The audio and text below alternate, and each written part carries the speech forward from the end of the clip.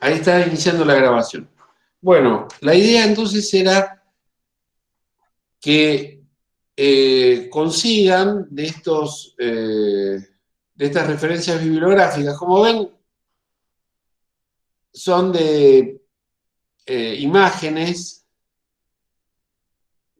de Google y aparte, bueno, de página 12 del año 15, del año 14 en realidad, y de un portal que se llama Taringa, una especie de blog, como si fuera Wikipedia, pero mucho más informal, donde se habla del golpe de Estado blando, ¿sí?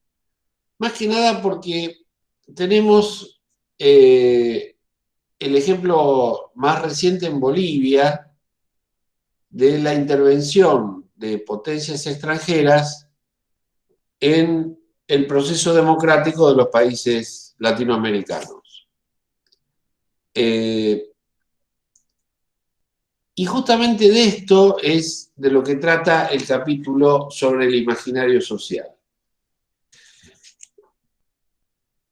La gran pregunta que anima nuestra clase de hoy es cómo torcer voluntades y creencias. ¿Cómo hacemos para que la gente crea y quiera lo que nosotros pretendemos? La respuesta, por supuesto que es una respuesta provisoria y hay que poder encuadrar la cuestión, no tanto en lo que nosotros personalmente podemos pretender, sino en lo que pretenden de verdad agencias del pensamiento. Es decir, organizaciones de carácter cultural que tienen su plataforma en los medios de comunicación de masas, que también actúan en las redes sociales y que tienen como objetivo torcer voluntades y creencias a través no de datos, sino a través de emociones.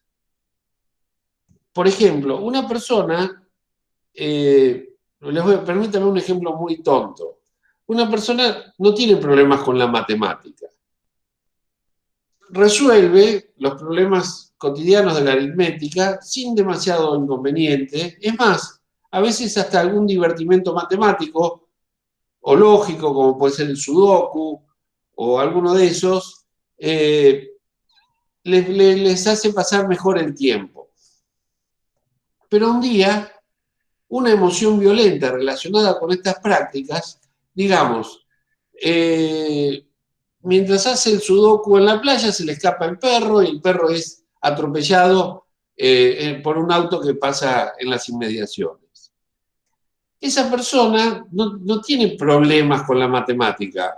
Me refiero a las cuestiones cognitivas de la matemática. Pero sí puede llegar a tener problemas emocionales, porque tal vez pueda asociar que por su pasión con las matemáticas ha extraviado, ha descuidado a su cachorro, a su mascota, y por eso la ha perdido. Bueno, el imaginario social funciona entre lo cognitivo, esto es nuestra pasión por determinados datos, por determinado saber, y lo emocional, esto es la intensidad con que vivimos, con que nos apasionamos por determinados temas. Esa pasión puede ser en general negativa porque son las más intensas.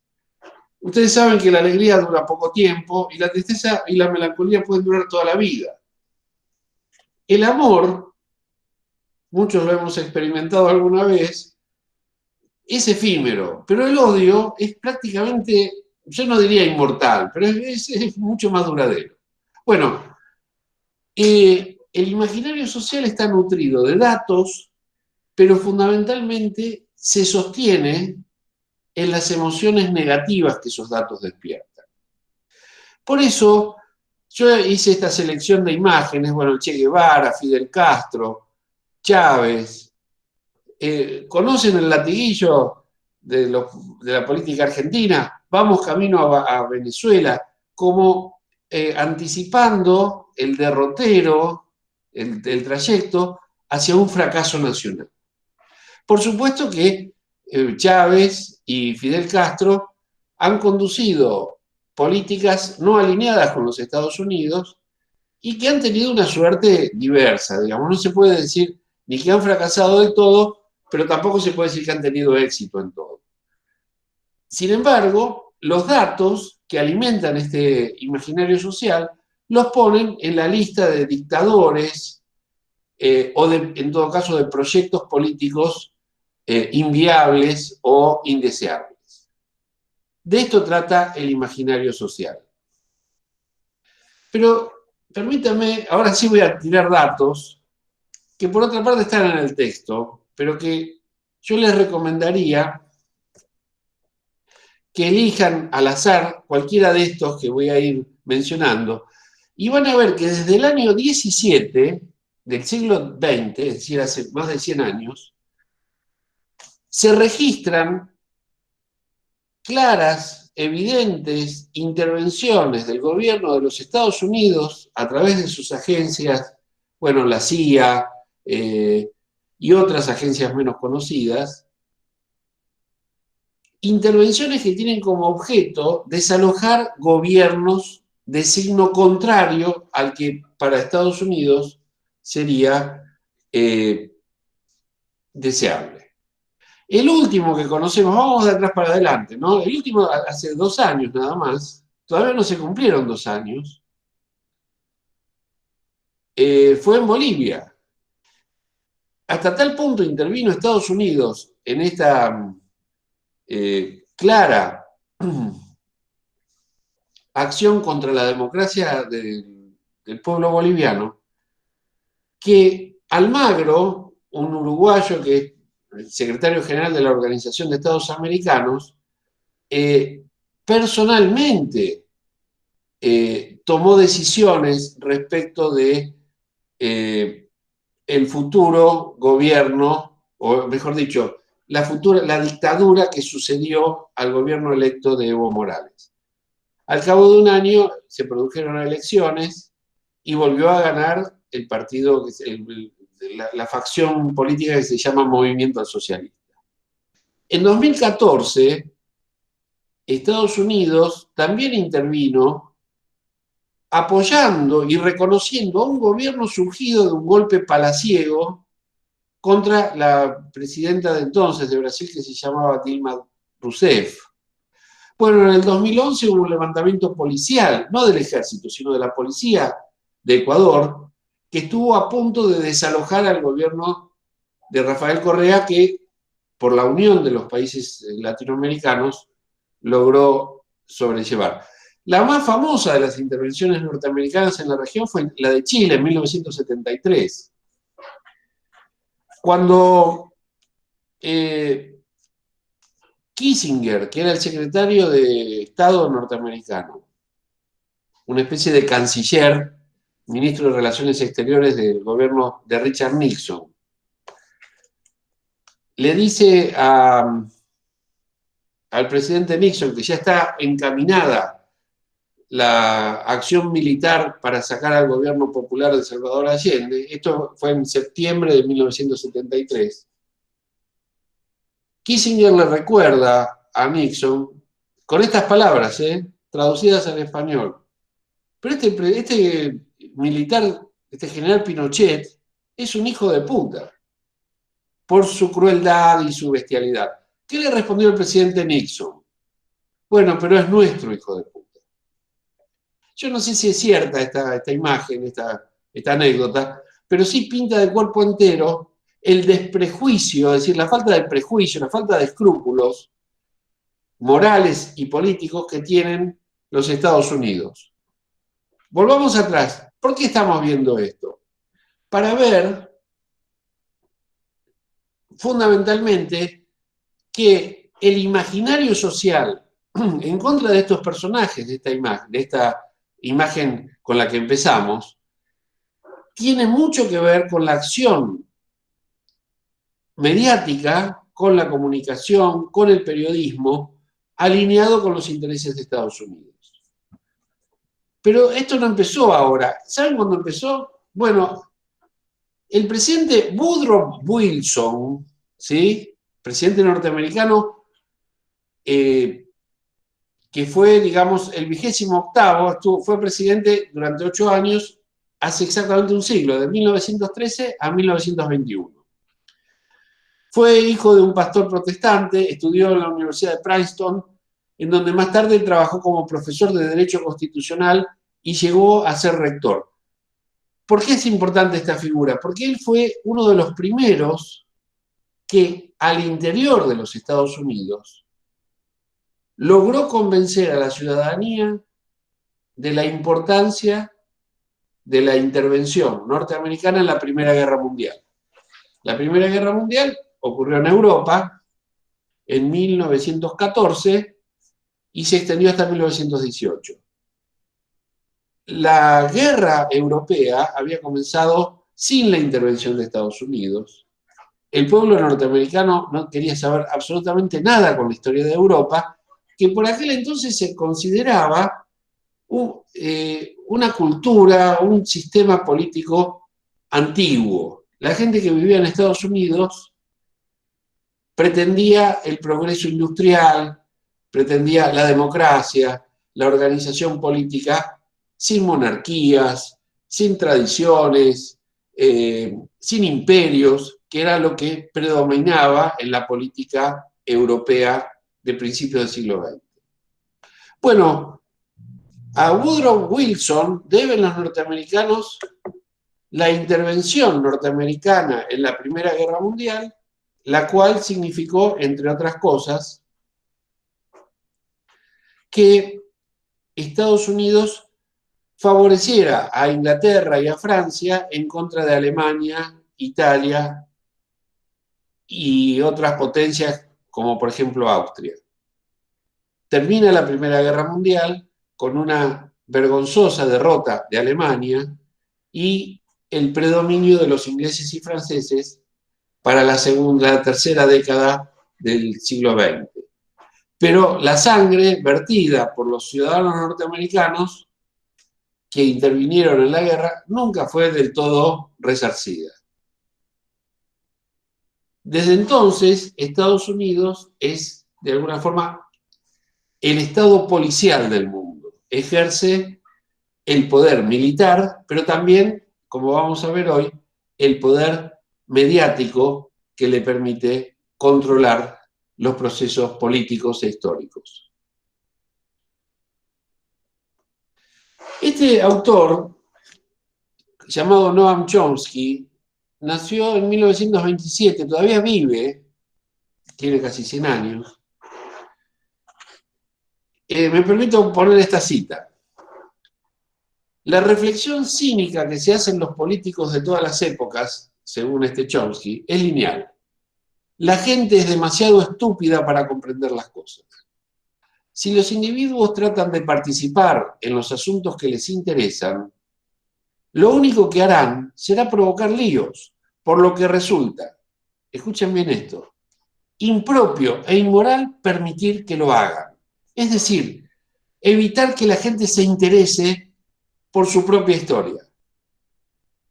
Los políticos y el poder en general necesitan algo que sirva para domesticar al rebaño perplejo de ciudadanos. Es la fabricación del consenso, la forma en la que la clase dominante trata de hacer tolerable la realidad. Y acá termina la cita.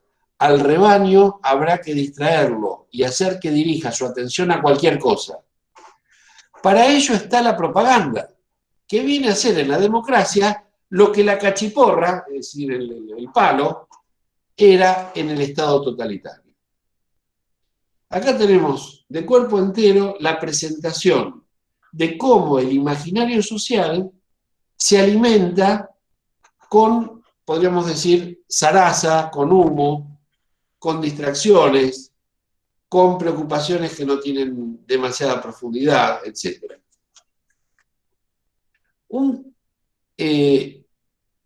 ejercicio que yo les propongo en dosis tolerables, no que lo vean todos los días, es que analicen por sus propios medios cómo se maneja el sistema de invitados por ejemplo, de Viviana Canosa. De cara a la realidad, ¿de qué forma el programa de Viviana Canosa es un programa netamente distractivo, que propone discursos, referencias y comentarios solamente para enardecer, para lo que dice acá, ¿no es cierto?, dirigir la atención hacia cualquier punto irrelevante del proceso social? No es la única Viviana Canosa, pero es por estos días la más,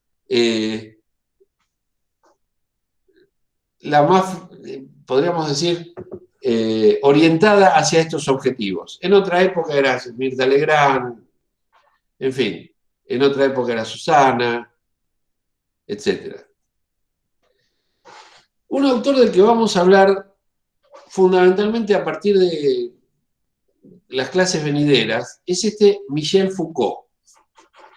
Michel Foucault, como Chomsky, había nacido en 1927, solo que él falleció en 1984, es decir, tenía un poquito menos de 60 años.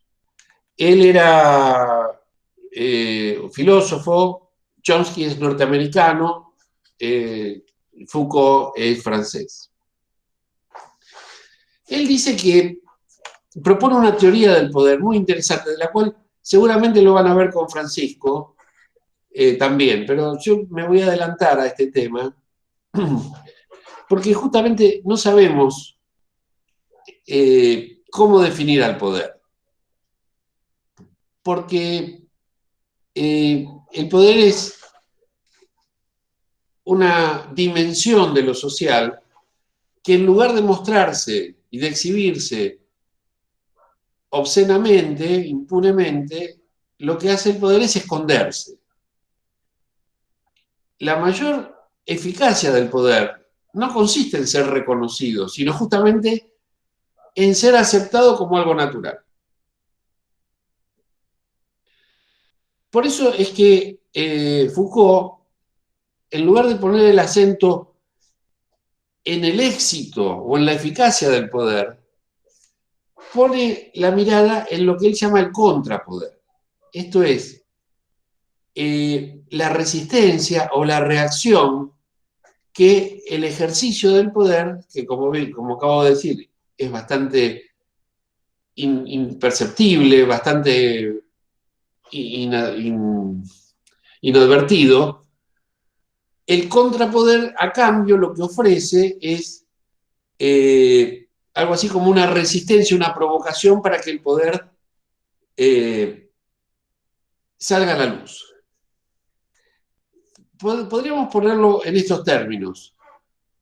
Los medios definen hasta cierto punto el imaginario colectivo, pero no puede hacerlo todo. Hay espacios para la confrontación de convicciones y mentalidades, aún en las sociedades adormecidas, tratadas como un rebaño, como veíamos recién en la certera descripción de Chomsky. ¿Por qué? Porque el poder mediático no admite contrapoder. Todo lo absorbe y todo lo diluye. No es necesariamente como Feynman, que es un provocador, ni tampoco como Canosa. El verdadero poder de los medios consiste en absorber aún al contrapoder, para disolverlo, para mostrar la irrelevancia o la imposibilidad o la falta de sentido que tiene oponerse al orden vigente. Esto en los jóvenes especialmente produce una sensación de desgano, de abulia, de falta de deseo, porque no se ven los caminos, ni tampoco se ve la necesidad de emprender caminos de transformación social. En el mundo moderno son muy pocos los colectivos que logran enardecer el espíritu juvenil, digamos, de la rebelión. Uno de los temas más candentes hoy por hoy sigue siendo el problema del género, y no tanto el problema de la distribución de la riqueza o el de la inclusión social de enorme cantidad de la población que está en condiciones de vulnerabilidad socioeconómica. Pasamos ahora a un tema vinculado con estas cuestiones, que es lo que se llama la guerra de cuarta generación. También se llama guerra psicológica, directo a tu mente. El contrapoder está neutralizado, entre otras cosas porque ya hace más de 30 años este autor, William Lind, y 4 oficiales del Ejército y del Cuerpo de Infantería de Marina de los Estados Unidos escribieron un artículo llamado El rostro cambiante de la guerra, hacia la cuarta generación. Ese año, en 1989, cae el muro de Berlín y con él comienza a desmembrarse el polo socialista que se había extendido desde Europa Oriental hacia los confines de Asia. Al desaparecer la Unión Soviética como potencia hegemónica del polo socialista, el socialismo implota, es decir, desaparece, se autoconsume. Y quedan en el mundo solamente 2 o 3 experiencias socialistas que no son ni mucho menos para enorgullecerse. Una es Cuba, otra era Moldavia, un remoto país de Europa Oriental, otro fue Albania, otro fue Vietnam, países que lentamente mutaron hacia una nueva concepción de socialismo que no tenía nada que ver con el socialismo vigente en épocas de la Unión Soviética. La primera generación de guerra, bueno, ustedes la conocen, fue la guerra de arco y flecha. La segunda, con el uso de la pólvora. Y, bueno, la aviación, la artillería, etc. La tercera fue la Guerra Fría, es decir, el enfrentamiento sin llegar a un conflicto armado, pero acumulando cada potencia. Por un lado Estados Unidos, potencia occidental, potencia socialista en la Unión Soviética, acumulando armas estratégicas de destrucción para ser utilizadas en un momento de tensión máxima de los conflictos. Bueno, la cuarta generación es la guerra psicológica. Vamos a ver de qué se trata. El documento publicado en 1989 se refiere fundamentalmente a la guerra asimétrica y a la guerra contraterrorista. Lind, que es el que, digamos, firma en primer lugar este documento, estructuró la guerra moderna en 4 generaciones o fases que vamos a ver seguidamente. La palabra lo dice todo, es una guerra dirigida a la mente y es uno de los elementos de la guerra de cuarta generación. Recuerden, de atrás para adelante, la guerra de última generación es la guerra psicológica, es la que estamos en este momento soportando, la Guerra Fría, la anterior, la guerra de artillería y pólvora, la previa, y la primera, bueno, la guerra de arco y flecha. La guerra de cuarta generación tiene varios elementos. En primer lugar, es el elemento militar, en la cual hay una alta tecnología que permite hacer mucho daño sin bajas.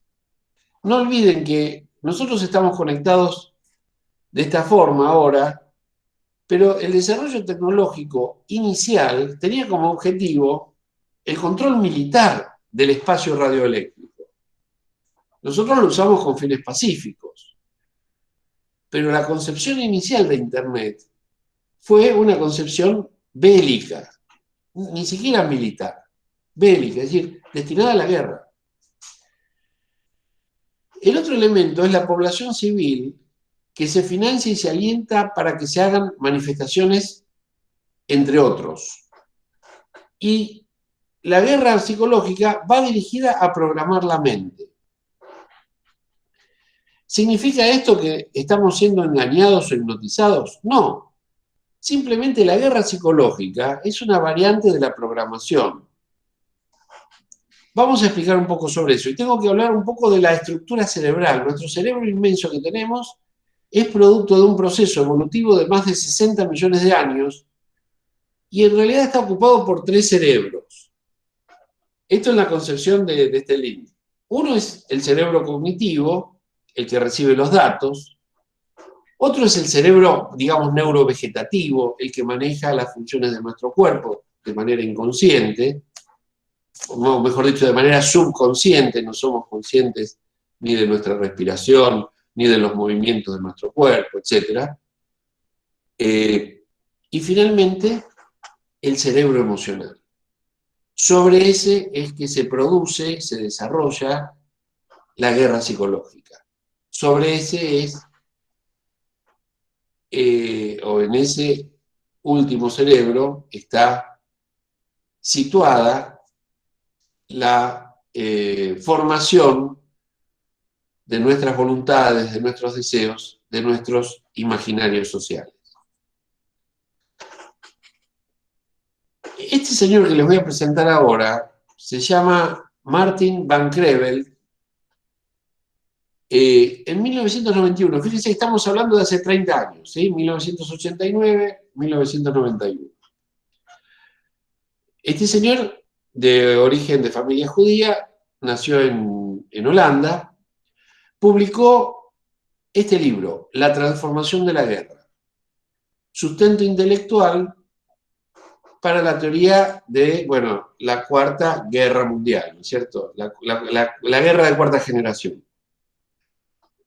Allí sostiene que la guerra ha evolucionado hasta un punto en el que la teoría de Clausewitz, un autor alemán de principios del siglo XX, resulta inaplicable y prevé que en el futuro las bases militares serán reemplazadas por escondites y depósitos, y el control de la población se efectuará mediante una mezcla de propaganda y terror.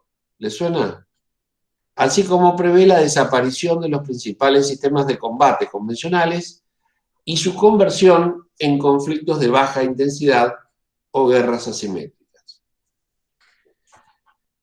Los más jóvenes de ustedes, yo no me olvido que muchos de ustedes terminaron el secundario el año pasado y que por lo tanto pudieron haber nacido en el año 2000. Del año 2000 hasta nuestros días ha habido una gran cantidad de batallas, pero guerras de carácter asimétrico. Estados Unidos, por ejemplo, en Irak, o por ejemplo en Afganistán, o invadiendo alguna zona de África. Como en este momento se está produciendo una guerra entre Yemen y la República Arabia Saudita, a la República Árabe Saudita. También hay una guerra en este momento en Siria que ha provocado enorme cantidad de víctimas civiles y muchos refugiados y exiliados de origen sirio en toda Europa. Sin embargo, si ustedes siguen los medios, digamos, los noticieros de la televisión abierta, hay muy poca referencia a las guerras. Y no porque no sea un hecho importante. ¿Qué cosa más trágica y desgarradora que una guerra? Donde mueren niños, ancianos, donde faltan medicinas, donde mucha gente pierde su hogar o pierde su vida, etc. Hay alguna que otra película por ahí por Netflix sobre el conflicto de Siria o el conflicto de Libia, que es otro país también complicado. Hay una película muy interesante, en este momento no recuerdo, sobre la incursión norteamericana en Irak. Esa película está en Netflix, la vi el otro día. Bueno,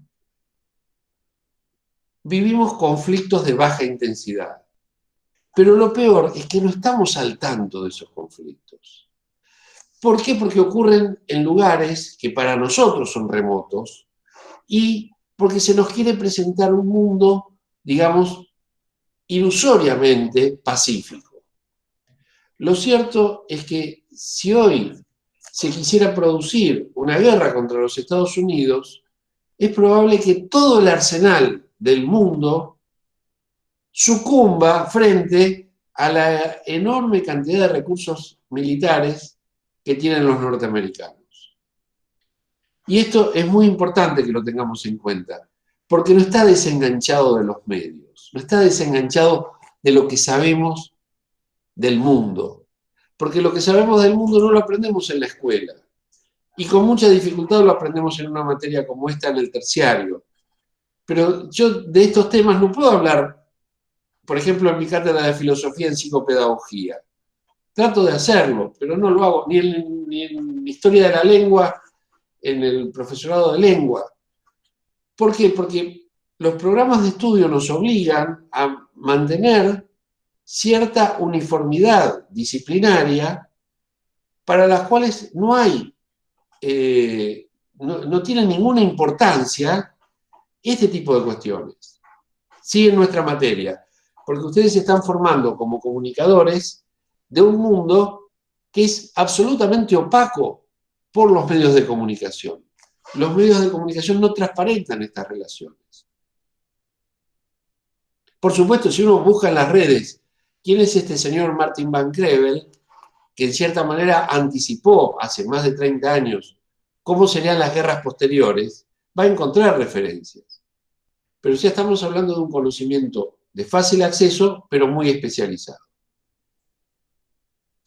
Este es otro autor muy interesante también, Gene Sharp. El autor nuestro, Aram Aronian, lo llama la violencia no violenta, una contradicción. Es una teoría que propone usar estrategias no violentas para deponer un gobierno. Recuerden, estamos hablando de acciones antidemocráticas, de acciones imperialistas, que, como pasó en Bolivia, solo en última instancia recurren al uso de las armas de fuego. Fíjense que se está acusando al gobierno anterior de haber contrabandeado armas a las fuerzas represivas de Bolivia en momentos de máxima tensión, porque el pueblo boliviano salió en defensa de sus líderes, que estaban siendo perseguidos, encarcelados y en algunos casos lograron escapar del territorio boliviano. Bueno, como hice en una de las primeras placas, puse en esta placa a una serie de autores, de personajes relacionados con la independencia y la búsqueda de la no alineación de Latinoamérica respecto de los intereses imperiales de los Estados Unidos. A este señor, Gene Sharp, que habla de la violencia no violenta, se lo conoce como el autor de la concepción del golpe de Estado blando. Bueno, para los que no lo conocen, de izquierda a derecha tenemos en nuestra imagen a José de San Martín, a Rafael Correa, gente de distintas épocas, ¿no es cierto? A José Martí, a Simón Bolívar, a Salvador Allende, presidente de Chile, a Lázaro Cárdenas, presidente de México, a Pancho Villa, uno de los líderes de la Revolución Mexicana de 1910, bueno, a Lula da Silva, a Evita, a Evo Morales, a José Martí de nuevo, a Juan Domingo Perón, etc. Bueno, a Irigoyen, a Fidel Castro, a Chávez, a Kirchner, al propio Alfonsín, etc. Bueno, Sharp, este que vimos recién, a la izquierda, ¿sí? Gene Sharp, elaboró una teoría sobre la no violencia como arma política. Por cuenta de la OTAN es la Organización del Tratado del Atlántico Norte, que suscribieron todos los países occidentales de Europa en alianza con Estados Unidos y Japón.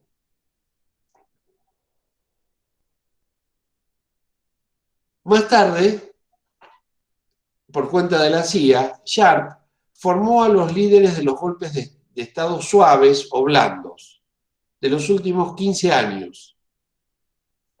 Y la desobediencia civil fue considerada entonces como una técnica de acción política, incluso militar. En la Argentina de los últimos años, especialmente en la Argentina de la pandemia, más de uno de estos líderes de la oposición, Viviana Canosa entre otros, llamaban a la desobediencia civil, es decir, a no hacer caso a las directivas del gobierno relacionadas con la cuarentena, el cuidado, el aislamiento, la forma de evitar los contagios masivos. Incluso habrán visto decenas de banderazos el año pasado, donde en reclamo de la libertad, mucha gente quemaba, no sé si eran muchos, pero la televisión lo hacía parecer como multitudinarias, las manifestaciones donde se quemaban barbijos. No pasó solo en Argentina, también pasó en otros países de Europa. Pero en Argentina, o casualidad, tiene que ver como una técnica de acción política e incluso militar.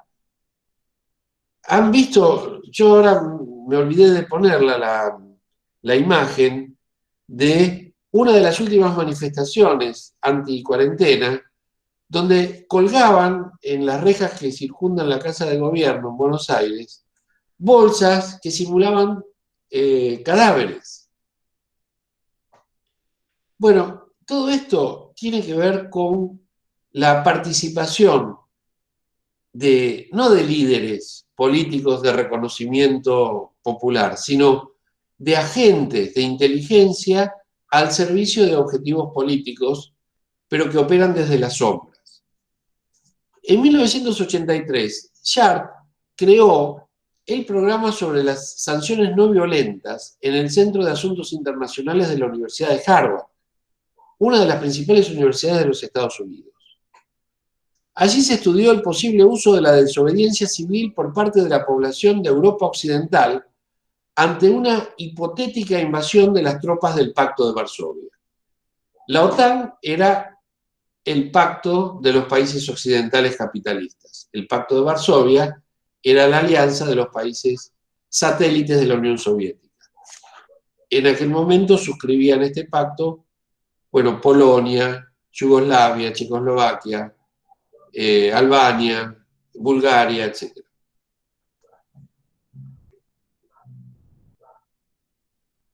En Boston, este señor Sharp fundó la institución Albert Einstein, que desde 1987 cuenta con subvenciones del Instituto de Estados Unidos por la Paz.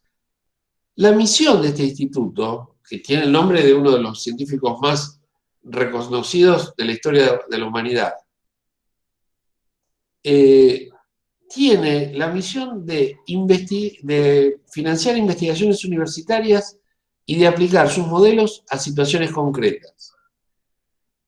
Publicó este señor, Sharp, Cómo hacer que Europa sea inconquistable, con prefacio de George F. Kennan, a quien les voy a mostrar ahora, padre de la Guerra Fría. Este es George Kennan. Me interesa que lo conozcan. Este hombre murió casi a los 100 años, fíjense que más de 100 años. Había nacido en 1904 y murió en el 2005. Él fue uno de los diplomáticos que aconsejó al gobierno de los Estados Unidos de encender lo que vimos como la tercera generación de guerra. La primera, arco y flecha, la segunda, artillería, aviones, pólvora. La tercera fue la Guerra Fría. Guerra de espionajes, guerra de posiciones y acumulación de armas para un eventual conflicto que afortunadamente no se produjo. Nosotros ahora estamos hablando de la cuarta generación. Pero la generación previa fue pensada por este George Kennan, diplomático, politólogo e historiador estadounidense, defensor de la política de contención de la expansión soviética durante el periodo de la Guerra Fría, la cual más tarde revirtió él mismo. Él aconsejó en los años 80, cuando ya él era bastante grande, el acercamiento de los Estados Unidos a las potencias comunistas. Y por eso se verifica en los años 80 el viaje de Ronald Reagan a la Unión Soviética y a China. Él fue incluso uno de los del grupo de los ancianos de la política exterior conocido como los hombres sabios. A Kennan, la política norteamericana le debe, y la historia mundial, le debe buena parte de los conflictos y de las crisis que atravesamos desde hace más de 70 años, cuando terminó la Segunda Guerra Mundial.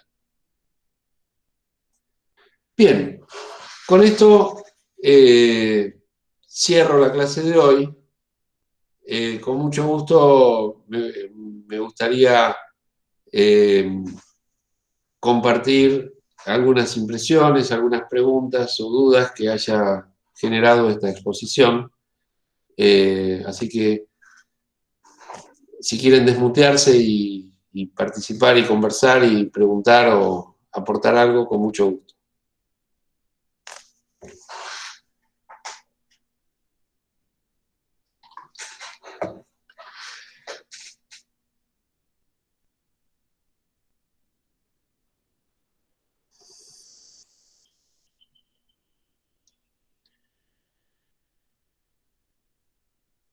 Bueno, yo lo que quería comentar con todo esto, ¿no? Que estamos escuchando es igual cuánta similitud hay en esto que vos decís con todos estos movimientos que muestran ahora, ¿no? De tantas manifestaciones en contra, sí, se dice en contra de la cuarentena, pero le ponen un signo igual, libertad, atentados a la libertad, o sea, como que el barbijo atenta contra la libertad, o sea, cómo se están mezclando determinados conceptos.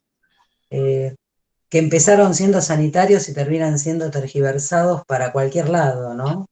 O sea, es muy, a mí por momentos me parece casi onírico, me parece casi tan disparatado cuando escucho planteos, y quién no conoce, ¿no? Igual alguna persona que está que vos le preguntás es antivacuna y te dice, no, no, yo antivacuna no, pero esto que están haciendo ahora no es vacuna. Entonces, ese tipo de comentarios que son así como cerrados, ¿no? A mí me preocupan bastante. Lo que no quita que de verdad es preocupante la situación a nivel de salud que se vive a nivel mundial, ¿no? Y que es digamos, que cuando meten todas esas incertidumbres, ¿no? Que yo digo, hay mucha fake news, pero que a fuerza de repetición está como instalado, porque acá, bueno, muchísima gente no se hubiera vacunado si escuchaba que la vacuna era veneno, que no sé qué, que por qué, si tanto tiempo. Cuando yo creo que, no sé, yo tengo 58 años, cuando vacunábamos a nuestros hijos nunca nos cuestionamos cuánto tiempo investigaron las vacunas. No investigamos nunca nada, porque bastaba que aquellos que se supone que sabían, los científicos que habían estudiado para eso, hicieran la vacuna. Yo no me metía en la vida privada de Sabin para darle la Sabin o para que me dieran la Sabin, qué sé yo. Entonces es como que está todo muy tergiversado, ¿no? Está todo muy enrarecido, enrarecido. ¿Y a qué intereses obedecen esas cosas? Esa es mi pregunta. Eso es lo que me generan todos estos cuestionamientos también que pones, ¿no? Porque uno intuye que hay cosas raras atrás de todas estas informaciones tendenciosas de un lado o del otro, ¿no? Y que se empieza a hacer uso. Acá en este país, bueno, tenemos pronto ahora elecciones, entonces la vacuna, la cantidad de dosis que se da, la nacionalidad de dónde es la vacuna, si se da mucho, si se da poco, todo puede ser usado para o un partido político o el otro partido político.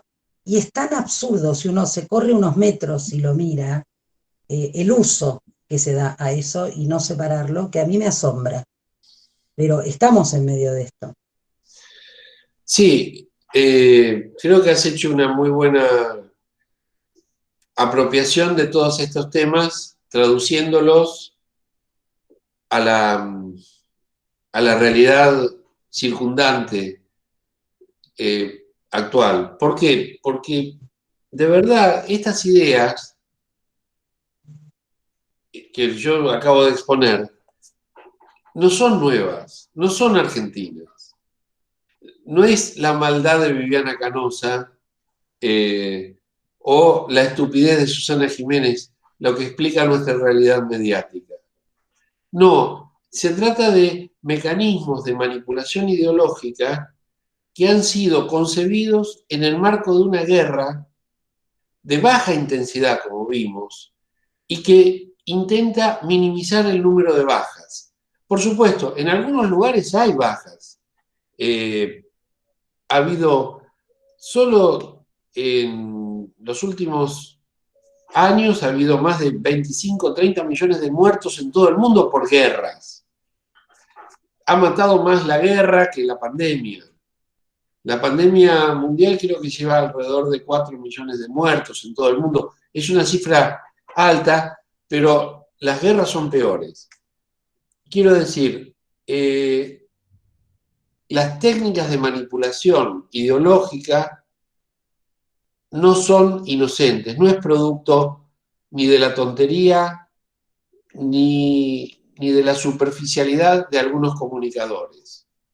Puede ser que los comunicadores sean demasiado tontos o demasiado fanáticos, pero están en ese lugar no por esas virtudes o por esos defectos, sino porque son útiles para determinados objetivos de carácter, podríamos decir, militar. Ya no bélico, no de guerra, sino sí de conquista y de dominio de las conciencias. El autor, ¿recuerdan cómo se llama el libro? El asesinato de la verdad. El libro es, podríamos decir, deja muy poco espacio para el entusiasmo o para el optimismo. Pero el autor es claro en este capítulo, siempre hay lugares para el contrapoder. Y uno de los lugares de contrapoder es la educación, que todavía no ha sido del todo colonizada, porque tenemos la dinámica de nuestros jóvenes, de muchos de nuestros profesores, y fundamentalmente tenemos todavía el principio fundamental de la libertad de cátedra, donde podemos exponer nuestras ideas y confrontarlas, algo que no suele ocurrir en el mundo mediático. No hay confrontación, hay más bien, ya lo vieron, tensiones, conflictos, insultos, bajezas o lo que se suele ver como blindaje. Se lleva a un político y se lo trata con demasiada indulgencia, con demasiada permisividad y no se lo cuestiona. Bueno, este tipo de comportamientos que habilitan nuestra materia intenta ser, digamos, parte de la formación que ustedes deben recibir para ser comunicadores en los próximos años. Bueno, con esto, no sé si hay alguna participación más que quieran hacer.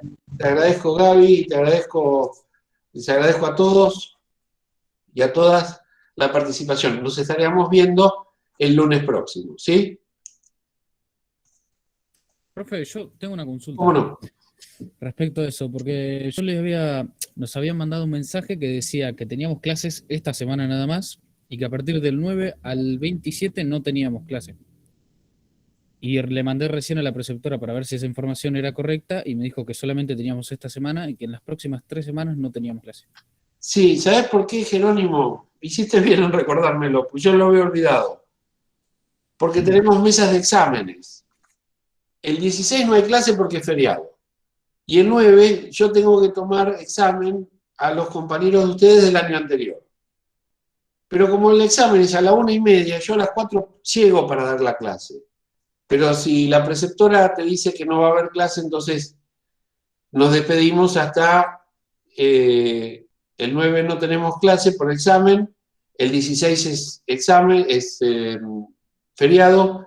El 23 toma la otra materia, toma TIC, así que nos veríamos recién el día 30. Así que te agradezco, Jerónimo, se me había pasado ese detalle. No, porque ese mensaje yo me acordaba y resulta que la profe anterior también dijo que teníamos clase la semana que viene o la próxima. A lo Entonces mejor, me quedaba como la duda, si habían dicho que no teníamos las próximas 2 semanas clases, los profes que venimos teniendo decían que teníamos. Por eso era una confusión que tenía y le pregunté. a lo mejor la profe, consulten con la profe anterior porque ella probablemente quiera recuperar las clases que ustedes perdieron, porque no tuvieron profesor durante varias semanas. Pero nosotros estamos dentro de lo aceptable y, o sea, estamos dentro de los plazos previstos. Así que me despido hasta el día 30. Yo les mandaría un mensaje y armaría un trabajo práctico para que ustedes puedan ir haciendo mientras siguen leyendo el texto este. ¿De acuerdo?